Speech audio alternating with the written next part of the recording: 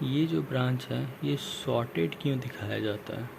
तो इसमें होता ये है कि पावर फ्लो जो होता है मोटर में वो ऐसे होता है कि स्टेटर फ्लक्स प्रोड्यूस किया, मैग्नेटिक फ्लक्स, वो मैग्नेटिक फ्लक्स इलेक्ट्रिकल एनर्जी में कन्वर्ट हुआ रोटर के कॉइल में, और वो इलेक्ट्रिकल एनर्जी मैकेनिकल रोटेशन में कन्वर्ट हुआ। कहने का मतलब फ्लक्स ही मैकेनिकल एनर्जी में कन्वर्ट हो गया।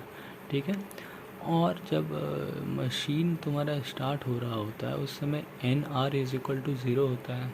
एन आर ज़ीरो होने से स्लिप 1 हो जाएगा, और स्लिप इज इक्वल टू 1 जब तुम मैकेनिकल लोड वाले फॉर्मूला में फिट करोगे तो mechanical load is equal to zero आ जाएगा। कहने का मतलब resistive drop is equal to zero. ठीक है, resistive drop is equal to zero कहने का मतलब ये हुआ कि मैकेनिकल लोड है ही नहीं।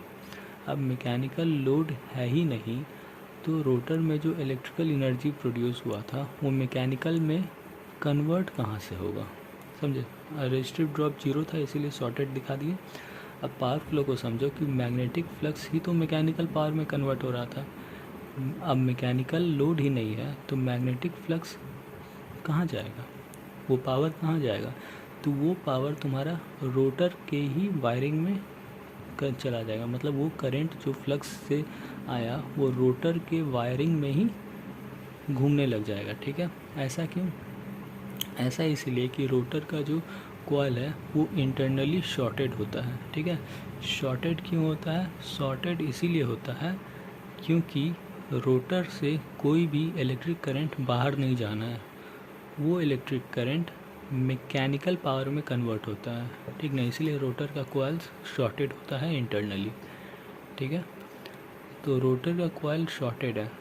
अब सप्लाई में रेटेड वोल्टेज लगा दिया तो रेटेड वोल्टेज के कारण मैग्नेटिक फ्लक्स बना, जितना उसको बनाना था वो सारा मैग्नेटिक फ्लक्स रोटर के कॉइल से लिंक किया और उसमें करंट फ्लो किया।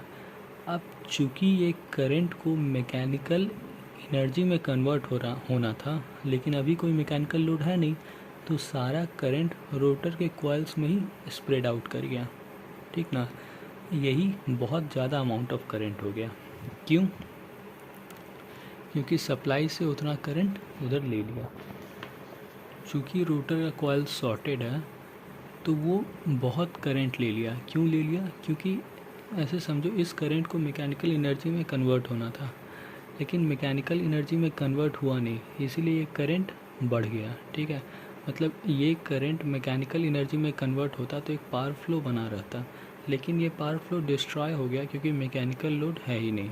इसीलिए करंट जो है रोटर कॉइल्स में बहुत ज़्यादा हो गया। बहुत ज़्यादा कैसे हो गया? क्योंकि इतना करंट उसने सप्लाई से डिमांड कर लिया। ठीक ना, तो सप्लाई से डिमांड कर लिया तो स्टेटर ने भी बहुत ज़्यादा करंट सप्लाई से लेके उतना फ्लक्स प्रोड्यूस कर दिया। इसीलिए होता क्या है कि जो सप्लाई लाइन है उसे बहुत करंट डिमांड कर लेता है। That is nearly equal to 7 times. देखो, that is nearly equal to 7 times of full load current. इसी के कारण स्टार्टिंग में करंट बहुत ही हाई होता है।